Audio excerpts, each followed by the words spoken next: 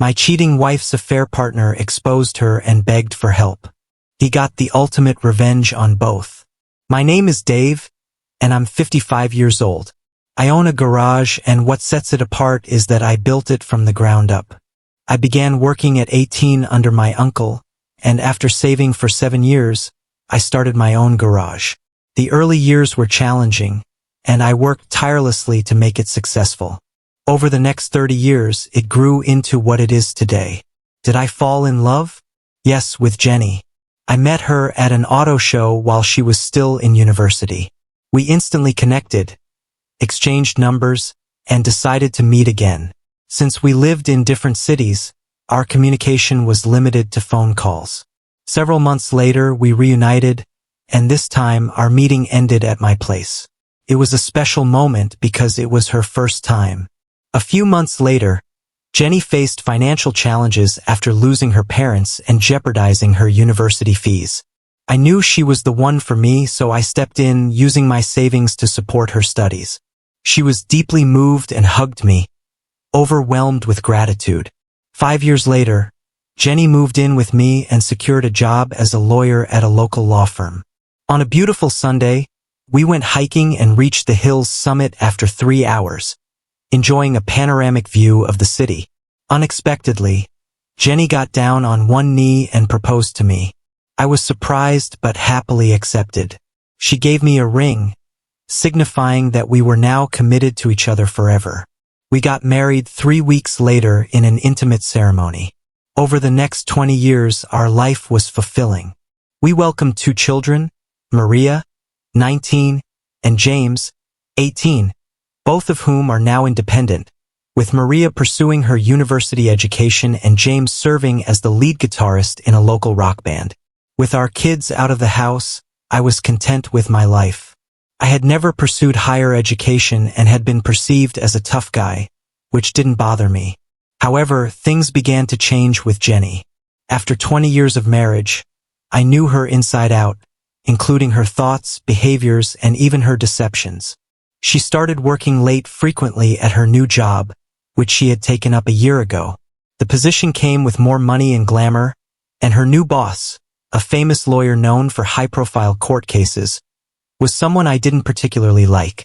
I never expected our paths to cross. After observing Jenny for about 3 months, I confronted her about her late office. I'm typically a gentle soul, but this time was different.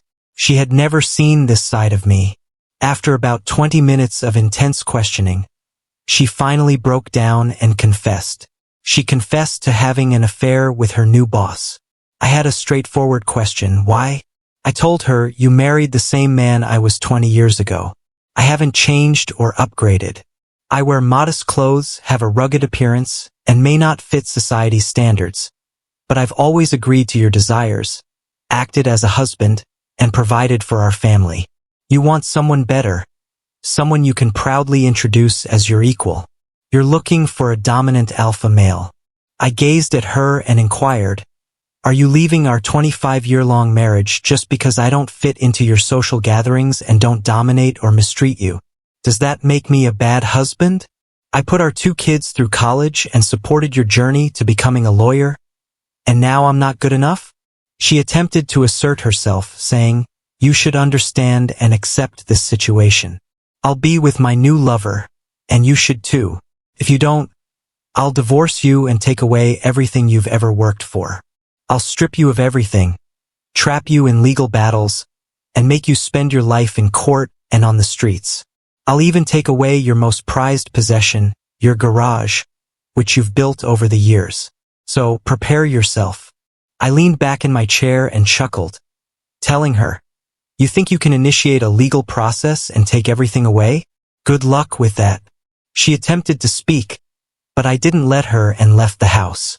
The next morning, I caught a glimpse of Jenny but left for work without uttering a single word. Once I was gone, Jenny reached out to her lover. She greeted John, noticing his upset demeanor, and shared that I had discovered their affair after confronting her that morning, leading her to confess everything. John acknowledged the complexity of the situation but reminded her that it wasn't catastrophic. considering they had previously contemplated such a scenario. Jenny admitted knowing this but expressed how difficult the reality was, highlighting our long history together, including our marriage and children. She queried John about his conversation with me, to which he admitted he had followed their predetermined narrative without denial, citing his poor lying skills. He explained to me that Jenny, being a successful career woman and lawyer, sought someone more dominant and equal to her stature, contrasting with her life married to a mechanic. Jenny acknowledged John's summary but requested they not disparage me too much, noting my achievements and contributions to our family. She reflected on our conversation, feeling her desires for someone like John seemed justified until she remembered the support I had provided over the years. John inquired if she had disclosed everything to me, including the potential implications of a divorce supported by her company. Jenny confirmed she had, but my indifference to those factors and disbelief at being discarded despite my loyalty pained her. She attempted to explain her feelings to me but doubted I understood, expressing her fear of losing me. John reminded Jenny of her admiration for his physical attributes and the intimacy they shared, which she had allegedly not experienced with me. He promised to continue providing her with what she felt was missing in our marriage, asserting his position as the alpha male in her life. John planned to confront me with documents intended to intimidate and overwhelm, including orders to keep me away and freeze my company's bank accounts using tactics meant to confuse. Jenny expressed uncertainty, haunted by my reaction that morning, indicating her conflicted feelings and the complex emotions involved in their affair and its impact on our marriage. In the afternoon, around 2 p.m., the guy who thinks he's the top dog showed up at my garage. He mentioned Jenny probably told me they'd keep seeing each other and then hinted at why I'd have to be okay with it. He wanted to set down his briefcase and started bragging about owning the company where Jenny works, having access to a bunch of lawyers skilled in winning cases, especially in divorce law. He didn't mince words about using them against me. He laid out a bunch of papers he was ready to file that morning, including a divorce petition Jenny had signed, a document to freeze my company's accounts, an order giving me a day to leave our house, and 4 restraining orders to keep me away from him, Jenny, her place, and where they work. He made it clear he planned to tie me up in legal battles until I was broke and desperate. He acknowledged I was physically stronger but preached that brains beat brawn these days. He suggested we keep things as they've been, with him seeing Jenny and me getting time with her when she wants. He figured he'd get bored of her eventually, and she'd be back with me full time. He finished his spiel by saying if I had been everything Jenny needed, this mess wouldn't have happened. He advised me to take it as a chance to better myself and to assert myself more with Jenny. He claimed he got her attention by being decisive, not by being the nicest guy. He asked when I'd get what being an alpha male really means. I decided actions spoke louder than words. I stepped forward and punched him, causing quite a bit of damage. He ended up slumped against the wall, looking shocked on the part of his face that wasn't hurt. That was my first lesson to him. Before he could really process the pain, I picked him up only to knock him down again, leaving him on the floor. That was lesson number 2. Then my boot came down on his hand, breaking some bones, then 3 ribs. I pointed out these were lessons 3 and 4 and asked him to keep it down because I was trying to teach him something. I mentioned how he made me break a promise to never use my size and strength for harm. I had intended to keep him out of Jenny's mess until he provoked me. Even a gentleman has his breaking point. I then put my foot on his throat to make sure he was paying attention, explaining that the real meaning of an alpha male comes from how wolves operate. I told him he might think he's the alpha in his office, but in the real world he didn't measure up. I called him out for not bringing a witness, calling it a foolish move. I laid out his options. He could report me and face all sorts of uncertain outcomes, or he could take this as a lesson about meddling in others' marriages. I told him to get lost because he made a mess in my workshop. So much for being an alpha, I thought. Jenny called John that evening, mentioning she was still at work and wondering where he was. John told her he had been admitted to the hospital after spending 3 hours in the ER because he underestimated me and decided to confront me alone, resulting in a broken nose, hand, some ribs, and possibly his cheekbone. Jenny couldn't believe it, saying I had never been violent as far as she knew. John insisted it was true and even offered to show her the x-rays. Jenny was shocked, finding it hard to believe that I could do such a thing. She wondered if there was a way to prevent John from going to the police, arguing that despite what happened, I didn't deserve to go to prison. John told her the police had already visited him, but he lied, saying he was hit by a hit-and-run driver because I had warned him of further suffering if he pressed charges. He decided to keep quiet to avoid further harm. The next day, Jenny visited John in the hospital, explaining her ordeal of driving around not knowing if it was safe to go home, finding the locks changed, and discovering all our bank accounts emptied and credit cards unusable. She asked if John could help her by getting one of his divorce lawyers to start the process of getting me out of the house and if she could stay with him until then. John refused, saying it was too risky for him, and even fired her from her job, offering 4 weeks of severance if she left immediately and conveyed to me that he had fired her. Jenny was desperate, pointing out that she was left with nothing. But John expressed his fear and insisted he was just trying to survive. He called her actions pathetic and criticized her for thinking she was trading up by being with him, calling her delusional for being serious about someone willing to cheat. On the same day, Jennifer sat in her silent car on the side of the road. Her credit cards were declined, and she had run out of cash. I had not thought that canceling her phone service was being calculatedly cruel. She was driving towards the city where our 2 children now lived, seeking refuge.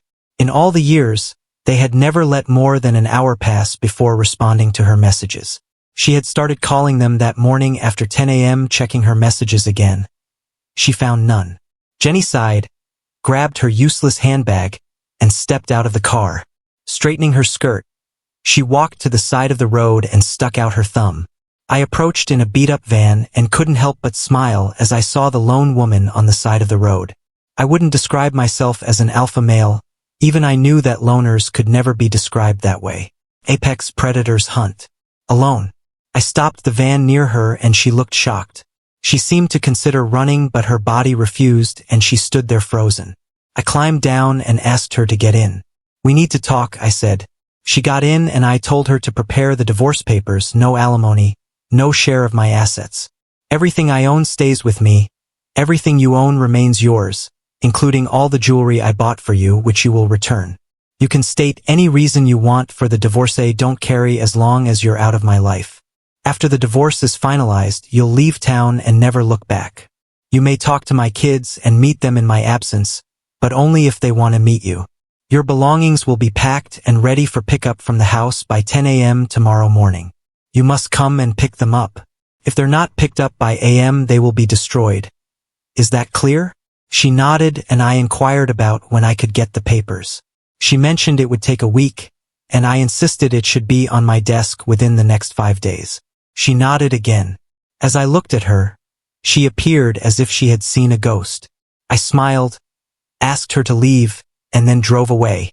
The next morning, by a.m., she had retrieved her belongings, and 5 days later she delivered the divorce papers citing irreconcilable differences. I chuckled. A few months later, I was a free man. I regret that my marriage fell apart. I regret that Jenny couldn't grasp the concept of loyalty. I regret that she believed I couldn't change my appearance to become a more presentable husband. She failed to understand that she could have been seriously hurt if a 6'5" guy attempted to dominate her in bed. I would have tried to save my marriage, talk to my wife, but she chose to threaten me with consequences. That's a point of no return for me. I'll continue my life alone, and perhaps one day I'll pass alone. Story 2. A while back, I had a relationship with a girl that turned out to be pretty awful. She was overly controlling and offensive, and eventually things took a nosedive, leading to our breakup. I carried on with my life, and after a few years, I landed a decent job that covered my needs, allowed for a comfortable lifestyle, and enabled me to save some money. Then, a few months into my new job, my ex-girlfriend reached out to me. Initially, she requested a conversation, and I thought she might want to reconnect or discuss something important. To my surprise, she arrived with a year-old child claiming he was my son and insisting on child support. I was skeptical, but the child's age matched the period since we had last been in touch. I sought advice from a friend who was also a lawyer, and he suggested trying to resolve the matter without involving the court. I proposed taking responsibility, covering all expenses, and actively participating in the child's life, contingent on a DNA test. Everyone agreed to this plan except my ex-girlfriend, who reacted with indignation and demanded the money she believed she deserved. She employed various excuses, and even contacted my family to accuse me of evading responsibility for her child. When she exhausted her excuses, we proceeded with the DNA test, and the results were shocking. It turns out I was not the father. She was furious about the outcome and complained about the money, asserting that it was unjust and that she deserved it. Nonetheless, her demands went unmet. Fast forward to last week, when there was a small gathering at my parents' house. My brother, a friend, and I engaged in a conversation. My brother began to make lighthearted jokes about the situation with my ex, and my friend and I joined in, some of our remarks taking a somewhat dark and inappropriate turn. We believed we were far enough from the rest of the partygoers, safely hidden on the opposite side of the house, and that no one else could overhear us. Amidst our laughter, my sister suddenly stormed in, visibly angry, and pushed me against the wall. She had inadvertently overheard our conversation and was extremely upset. She scolded us vehemently for our insensitivity in making fun of a disadvantaged woman, expressing her strong disapproval of our behavior. A few hours later, after the party had ended, she asked me to join her and our parents in the kitchen. She began by expressing her displeasure about the previous situation. It turns out that my ex had been in touch with her, and she had taken my ex's side, seeing this as an opportunity for an intervention. My brother and I were quite surprised when she started to claim that I had forced my ex into single motherhood and that I had a moral obligation to assist her. My dad simply mentioned that perhaps we had been too harsh in making jokes about her, but he stressed that I wasn't responsible for the child. Unexpectedly, my mom chimed in, saying, "Even if the child isn't yours, you earn more than enough to support them, and you should have helped her." Since then, I've been receiving texts. My dad and my brother are on my side, asserting that I'm not responsible for my ex's situation. However, my sister continues to berate me, accusing me of ruining their lives. My mom, though, simply said, "It's your decision and I respect it. I'm just very disappointed that you've turned out to be so selfish. I recognize that my ex doesn't deserve my money and I have no intention of giving her any. Yet, the constant harassment from my sister, trying to make me feel guilty, is truly draining." It's been a while since my last update. After my previous post, I went through all the comments and decided to share them with my mother. We had a conversation about the situation. Initially, she sided with my ex, but as she read the post along with all the comments and opinions, she came to realize her mistake. What seemed to hurt her the most were the doubts about whether my ex cheated on my dad and whether I was his biological son, which may have influenced her bias towards my ex. We had a lengthy discussion during which she admitted that she had believed my ex because of the kindness she had shown her. She had chosen not to believe me when I recounted all the things my ex had done to me during our relationship because she couldn't imagine a seemingly good girl behaving in such a way. Afterward, she apologized to me and we're on good terms now. As for my sister, she initially decided not to talk to me until I took responsibility. However, after a few days, I initiated a conversation with her. She remains firmly on my ex's side. Even after I showed her all the evidence, she maintains that a woman's word takes precedence and is all the proof needed. She also insists that regardless of biological paternity, I have an emotional responsibility and should step up and act like a real man. It seems there's little hope of changing her stance. Regarding my ex, I did some research and discovered that shortly after our breakup, she began dating another guy. Or perhaps she was seeing him while we were still together. I'm not certain. Their relationship ended a few weeks later and she went on multiple dates until she became pregnant. I also found out that she had been actively searching for a father for her child over the last 2 years, with me being the most recent candidate. It appears she's becoming increasingly desperate, as she had never been as aggressive with anyone else before. The purpose of this post is to address the current situation. A few days ago, my ex-girlfriend and my sister showed up at my workplace with a large sign featuring my face. The sign accused me of abandoning my child and labeled me an irresponsible father. They created a scene spouting false claims in an attempt to shame me and use social pressure to make me take responsibility for them. They explicitly stated this as their intention. To keep it brief, they were eventually escorted out of the premises. However, I faced consequences for the disturbance. Despite presenting all the evidence and legal documents proving their lies, I was warned that such an incident must never happen again, or I could lose my job. Subsequently, I reached out to my lawyer friend, and we are currently drafting a comprehensive and detailed legal document against both my ex-girlfriend and my sister. They pushed things too far, and I am now pursuing legal action against them with full force. Perhaps this will be enough to make them back off and leave me alone. Update. First and foremost, I am restricted from discussing the lawsuit in detail. The most I can share is that my ex-girlfriend was extremely alarmed when she learned about it. She is now pleading to have it dropped, offering to retract all her statements, cease bothering me, and never contact me again. She even attempted to guilt-trip me by claiming that I would ruin her and her son's lives. However, I no longer care about being the good guy. She crossed a line with me and now I'm fighting back. As for my sister, initially, the lawsuit made her behavior even worse. Since her attempt to shame me at my workplace didn't yield the desired results, she took her campaign to social media, spreading false accusations about me abandoning my child or not taking responsibility. She also portrayed my legal actions as acts of censorship and misogyny. In the end, this will likely backfire on her, as I can easily refute her defamation claims and her actions provide more evidence in our favor. Anyway, this journey is going to be long, and we've just started. Recently, we had a Christmas gathering at my parents' home. We use this occasion every year to have a big family party before Christmas. I had my reservations because I didn't want to be around my sister. However, after some relatives assured me that she wouldn't be present, I decided to attend. Big mistake. She was there. Mom felt that, despite everything that had happened, I was taking things too far. She wanted us all to come together as a family to resolve this issue. As soon as I understood her intentions, I tried to, but some relatives prevented me while my mom cried and insisted that I needed to stop, claiming I was tearing the family apart and should learn to forgive and let go. I realized that, despite everything, even when she knew I was telling the truth, she was still on my sister's side. I managed to get out of there, telling her that I wouldn't attend any family events if my sister was there and to never attempt this again. At this point, almost all my family members are aware of what my sister did. Some of them think my sister is irrational while others believe she's crazy, but they also think I'm taking things too far.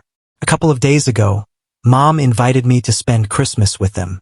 I was hesitant to go after what she had done, but I decided to give her a chance after she promised it wouldn't happen again. However, not only had she planned to repeat the same situation, but my brother also warned me that this time, she intended to trap me until I forgave my sister and stopped the nonsense. I called my mom and informed her that I was aware of her plan and that I was done with both her and my sister. I told her not to contact me until she realized she had supported the wrong person and apologized. Needless to say, she tried to call me numerous times in the following hours, creating a lot of drama when I didn't show up for Christmas. But once again, I'm tired of being the good guy. That's the current situation. I hope all of you had a pleasant Christmas, and I wish you a happy and drama-free New Year. Update: many events have transpired, and significant changes have occurred regarding the lawsuit. In short, I emerged victorious. We never had to go to trial. Everything was resolved through conciliation meetings. My lawyer's strategy involved including a multitude of allegations ranging from harassment and defamation to attempts to jeopardize my job and parental fraud. The aim was to intimidate them thoroughly, and if that failed, there would be numerous charges against my ex and my sister. My sister brushed it off as a bluff and continued to post her nonsense on social media. She now regrets it because every word she posted against me came back to haunt her when used as evidence. My ex retracted all her statements more easily, seeking my forgiveness upon realizing the extensive consequences she would face. She ultimately agreed to settle the damages out of court and left my sister to face the battle she initiated. When my sister grasped the magnitude of the situation and the fact that she was now alone with no chance of winning, she panicked. She deleted every post she had made, attempting to pretend she had never done what she did. Unfortunately for her, we had all the necessary backups, screenshots, and recordings. During the final conciliation meeting, she broke down in tears, pleading with me to forgive her and spare her from this ordeal. However, she had brought this upon herself. She had numerous opportunities to stop, but she persisted, and now she faces the consequences of her own recklessness. She had to pay me a significant amount along with covering all the legal costs.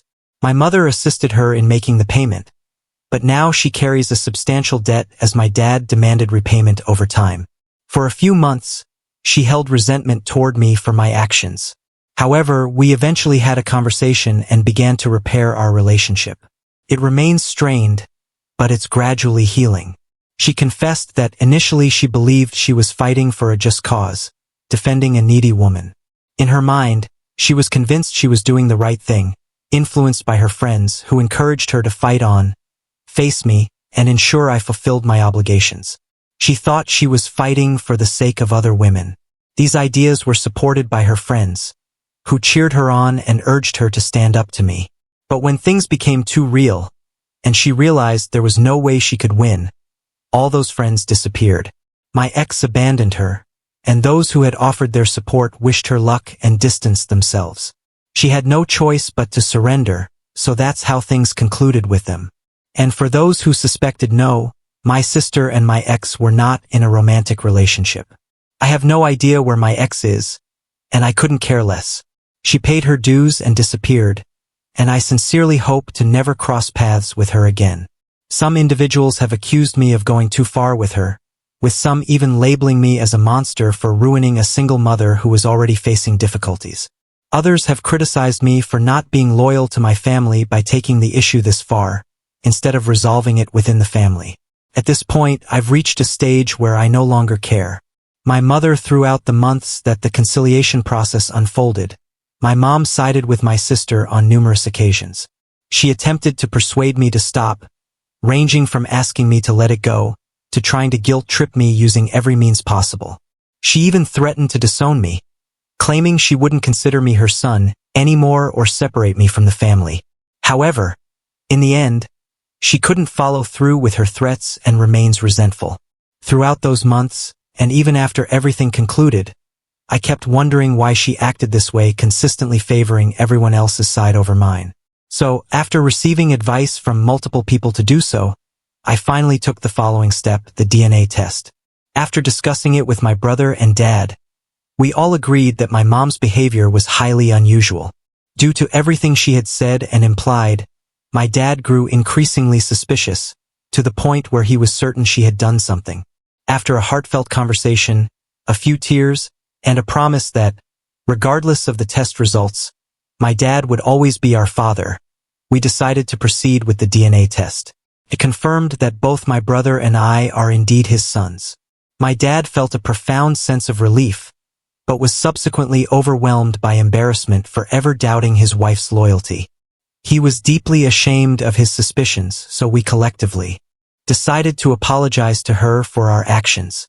I initiated the conversation about the DNA test and asked to be the first to apologize to her. That night, we all gathered at my dad's house, sitting around the table. I began by acknowledging the fights and tension we had endured over the months and apologized for it. After all, she is my mother, but her behavior left us all perplexed and full of doubts about her actions. So, I suggested that we all undergo a DNA test. The moment I mentioned it, my mom erupted in anger. Within a split second, her face turned red, and she launched herself at me, grabbing my hair, scratching, and hitting me while screaming phrases like, "Why did you do this? And I hate you." My father and brother had to pull her away from me, and she immediately began pleading for forgiveness from my dad. My dad was taken aback, and when he informed her that I was about to apologize to her because the results indicated we were his sons, her face displayed a mix of fear and desperation. Her reaction revealed everything. I had never seen my dad so furious. She admitted that she had an affair a long time ago, which lasted until she became pregnant with me.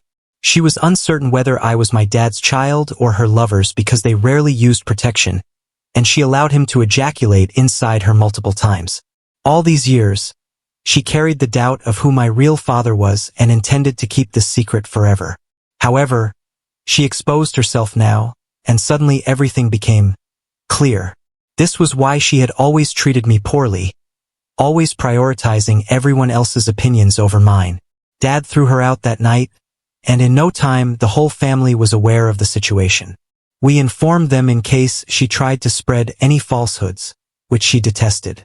She even scolded us, stating that we had no right to say anything against her because she is our mother. The aftermath: to conclude this chaos, I received a substantial sum of money. My brother remains my best friend. My relationship with my sister is strained but on the mend, and she distanced herself from her toxic and misandric friends. My ex is out of the picture, hopefully for good this time. Dad is hurt, and Mom's infidelity came to light, but they are not getting a divorce. She has returned to my dad's home, but he hasn't forgiven her, and from what he has said, he never will. However, he doesn't want to go through a divorce or give her anything he has worked for. In his words, they are married but not a couple, and she is now trying to earn my dad's forgiveness. Of course, my mom openly despises me now, blaming me for all her problems. In her words, if you had done what I said and taken responsibility for the child, none of this would have happened. I hope you're happy now. And that's the story. I apologize for the lengthy narrative. I hope you all had a good 2023 and a wonderful 2024. I will continue working, saving, and striving to build a life free from this madness. I'll probably cut ties with my mom, but at this point, I couldn't care less. Edit: I've been seeing a psychologist once a month since I learned about my mom's affair. It has been quite helpful. For those concerned, I won't develop a hatred for women from this experience. I'm aware that not all women are like this, and I know there are plenty of wonderful and amazing ones out there. Nevertheless, it's difficult for me to trust anyone now, not just women. Regarding my dad, my brother and I have tried to persuade him multiple times to consider a divorce, but he has made his decision, and there's no way to change his mind. My relationship with my mother is in its worst state ever, and I consider it irreparable. After discovering the truth and undergoing therapy, many things have started to make sense, such as how she consistently favored everyone else over me throughout my life. Knowing that she always resented me and that all the efforts I made during my childhood were in vain is painful. I have no intention of maintaining a relationship with her. Story 3. Where to start? I'm currently en route to court because the man my wife was having an affair with is suing me, even though I found him in my own home. I'm 29 and my wife is 27. The whole saga began when I got a call from an unknown number, and the stranger on the other end dropped the bombshell that my wife was cheating on me. This guy claimed that his coworker had been boasting about all the women he'd been with, including a married woman he was currently seeing. He'd been showing off pictures of this woman on Facebook to him and some other colleagues. He remembered her name, looked her up on Facebook, and confirmed that she was indeed my wife, so he decided to give me a heads up. My work phone number is listed on my Facebook account, so he gave me a ring. I was on the road that day, driving from Houston to Baton Rouge to service a client's equipment. I was jamming out to my music when a call from an unknown number came through. I didn't recognize the number, but being in sales, I make it a point to answer every call. I assumed it was just another client, so I picked up the phone. Here's how the conversation unfolded. Me: "Hi there. This is Mr. James from XYZ Company." Stranger: "Is this Mr. James?" Me: "Yes, it's Mr. James speaking. What can I do for you?" Stranger: "Is your wife named Kate?" Me: Who's asking?" Stranger: "Just hear me out. I've got some crucial information about your wife. Either you confirm she's your wife, or I'll end the call." Me: